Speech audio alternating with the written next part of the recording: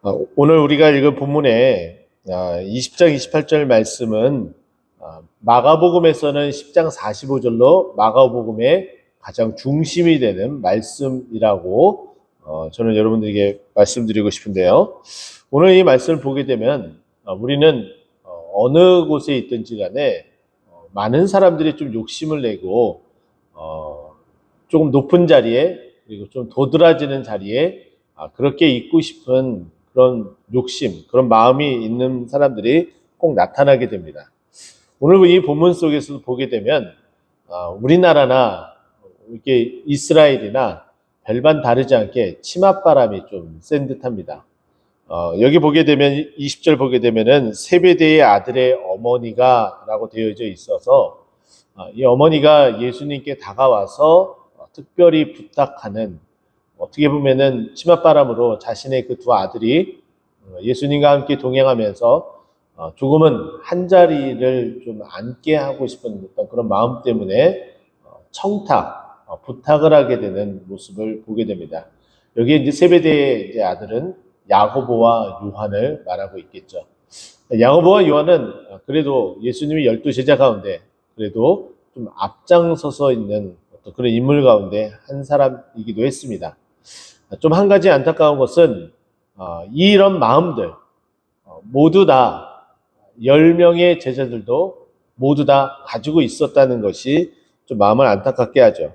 그래서 24절 말씀 보게 되면 10제자가 듣고 그 두 형제에 대하여 분이 여기거늘 넌 그래 나는 크게 내 자리에 대해서 신경 쓰지 않는다 이렇게 생각하고 태연해야 되는데 마태복음은 오늘 본문 속에서 나머지 10명의 제자들이 야고보의 어머니의 그 모습을 바라보면서 너무나 화가 난 모습을 보여주고 있다는 것은 결국은 나머지 이 10명의 제자들도 이 세베대의 두 아들의 이 모습, 야고보와 요한의 모습처럼 자신들도 예수님이 소위 말해서 정권을 잡을 때에 한 자리씩 앉고 싶은, 그리고 가장 요직에 앉아보고 싶은 마음이 고스란히 다 드러났다라고 볼 수가 있을 것 같습니다.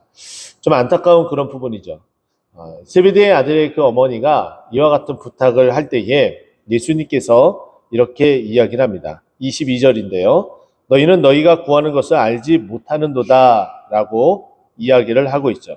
하나님의 좌우에, 예수 그리스도의 그 좌우편에 앉는다는 것은 어찌 보면은 예수님께서 이 말을 하고자 하는 것은 마지막 때에 예수님께서 십자가에 못 박혀 돌아가실 때에 좌우편에 서게 되는 것, 그리고 고통 가운데 있는 것, 그것을 말하고 염두하면서 말하면서 이야기를 하고 있습니다. 또 그러기 때문에 예수님께서 무엇이라고 말씀하시냐면은 내가 마시려는 잔을 너희가 마실 수 있느냐 라고서 말씀을 하는데, 이 잔에 대해서 두고 세베대의 아들과 그 어머니 그리고 예수님은 조금은 다른 생각을 가지고 있는 듯합니다. 잔이라고 생각을 할 때에 우리는 여기에서 말하는 예수님이 말하는 잔은 고난의 잔, 고통의 잔, 그리고 섬김의 잔 이렇게 말할 수가 있겠죠. 그런데 이 세베대의 두 아들과 그리고 그의 어머니가 말하고 있는 잔은 승리의 잔, 영광의 잔, 그리고 높은 자리에 있을 때의 축배의 잔, 이런 의미로 받아들인 것 같습니다. 그래서 예수님께서는 이 고난의 잔을 마실 수 있느냐라는 의미로서 물었지만은 그들은 전혀 다른 생각을 가지고 있기 때문에 23절에 보면은 너희가 과연 내 잔을 마실 수 있느냐 말하니까 22절 마지막에 보면 그들이 마실 수 있다라고 이야기를 합니다. 세상 어느 누가 고난의 잔을 내가 달게 받겠다라고 말할 수 있는 사람이 있겠습니까? 제가 당장에 여러분이 지금 나와서 좀 고생 좀 하셔야 될 것 같습니다 라고 말하면은 고민을 하게 될 것 같아요. 내가 정말 나가서 이런 일을 하면서 고난을 받아야 되는 것인가, 힘들고 어려워야 되는 것인가 라는 생각을 하게 되는 거죠. 되게 인지상정적인 어떤 그런 모습입니다. 그러나 이 제자들은 전혀 다른 고통의 잔이 아니라, 고난의 잔이 아니라 영광의 잔이요, 승리의 잔이요, 그리고 축배의 잔으로 생각을 했기 때문에 당연히 마실 수 있나이다라고 대답을 한 거죠. 그리고 나서 예수님께서 전혀 다른 의미였기 때문에 이렇게 이야기를 합니다. 너희가 과연 내 잔을 마시려니와 내 좌우편에 앉는 것은 내가 주는 것이 아니라 내 아버지께 누구를 위하여 예비하셨든지 그들이 얻을 것이다. 너희가 좌우편에 앉는 건 확실하다. 주의 일을 하기 위해서 너희들은 마지막까지 열심을 다해서 최선을 다해서 나를 섬기게 될 것이다 라는 의미로 말하시고, 그리고 더 이어 나아가 말씀하신 것은 이 고난의 잔은 따로 받을 사람이 있다 라고 이야기를 하는 거죠.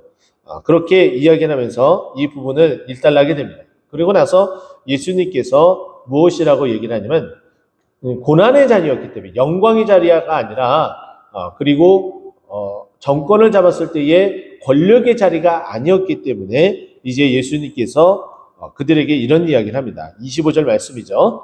예수께서 제자들을 불러다가 이르시되 이방인의 집권자들이 그들을 임의로 주관하고 그 고관들이 그들에게 권세를 부리는 줄 너희가 알거니와, 이방인들은 이들이 그 자리에 있어서 권력의 자리 그리고 지도자의 자리, 그것을 자신의 영의를 위해서 휘두르고 있다면 자신의 이익과 그리고 자신의 목적 그리고 자신이 만들고자 하는 그 꿈, 이거는 어찌 보면은 자신의 꿈이지 우리 주님의 꿈이 아니라는 거죠.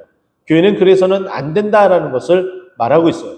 우리가 교회 안에서 중직이다라고 말한다면 그 자리는 주님의 영광을 위해서 살아가야 되고 주님의 영광을 위하여 달려가야 된다라고 말씀드릴 수 있어요.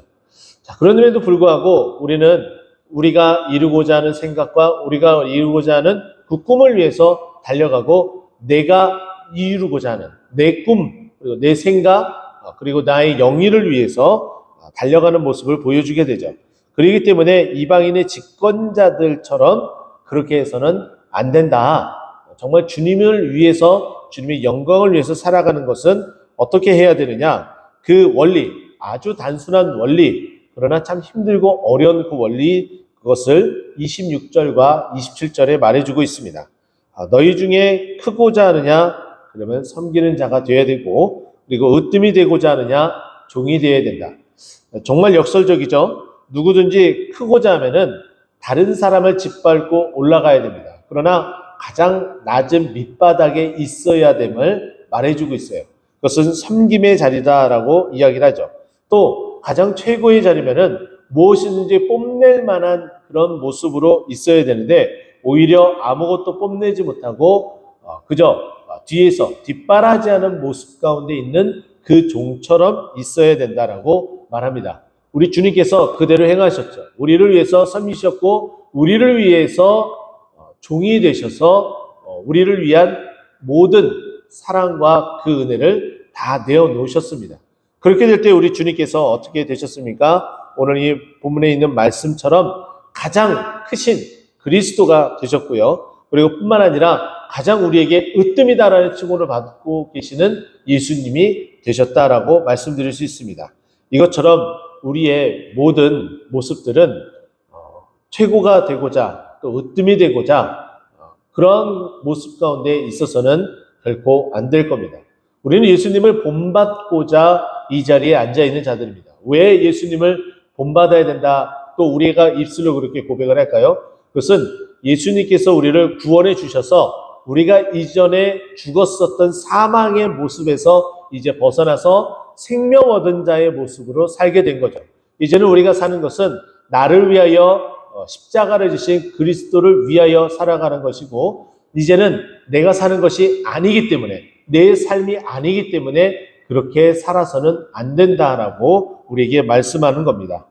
저는 또 한 가지 이 말씀을 통해서 우리 교회가 나아갈 방향이 바로 이런 모습이 되어야 된다라고 말씀드리고 싶어요. 이 지역에 많은 교회가 있습니다. 그 많은 교회 가운데에 우리 교회가 으뜸이 되고자 합니다. 그리고 우리 교회가 가장 큰 교회가 되고자 합니다. 그러려면 우리 교회는 어떤 모습으로 우리 주님의 그 말씀처럼 되어야 되냐면은, 으뜸이 되고자 했을 때에 이 지역을 섬기는 종의 모습처럼 열심을 다해 이 지역을 위해서 헌신하는 교회가 되길 간절히 소망하고요. 또 뿐만 아니라 우리 교회가 이 지역에서 가장 큰 교회가 되기 위해서는 다른 어떤 것보다도 이 지역을 섬기는 교회가 되어야 됩니다. 그래야 할 때에 가장 빛나고 가장 으뜸이 되고 그리고 가장 큰 교회가 될 수 있음을 우리는 기억하고 우리가 우리 형편에 있는 힘을 다해서 정말 이 지역을 섬기고 그리고 종이 되어서 정말 열심을 다해 이 지역이 발전하기 위해서 이 지역이 조금 더 나아지기 위해서 헌신하기에 힘쓰고 애쓰는 우리 교회가 되길 간절히 소망합니다. 그리 될 때에 29절 말씀 보니까 예수님의 이 말씀을 듣고 그들이 여리고를 떠나 갈 때에 큰 무리가 예수를 따르더라. 자동적으로 예수님은 이와 같이 우리를 위해서 섬기는 자가 되었고 또 종이 되었습니다. 그 모습을 어느 누구도 부정할 수 없고 어느 누구도 부인할 수 없습니다. 그러니까 예수님의 그 모습을 보고서 점점점 많은 무리들이 예수님의 말과 행동이 일치되는 모습을 보고 따라오게 되는 모습을 보게 됩니다. 우리도 그래야 되겠죠. 말씀을 그대로 믿고 따르는 교회가 된다면 당연히 예수님의 그 말씀이 살아 움직여 역사하기 때문에 우리 교회에도 그 말씀을 사모하고 말씀에 따라 살아가려고 하는 믿음의 사람, 신실한 사람들이 더 많아지고 더 열심을 다해 주를 위해 살아가는 그런 교회가 될 줄 믿습니다. 이와 같은 모습으로 우리 교회가 크게 힘있게 발전하여 정말 종이 되고 그리고 섬기는 교회가 되기를 간절히 축원드립니다. 기도하겠습니다.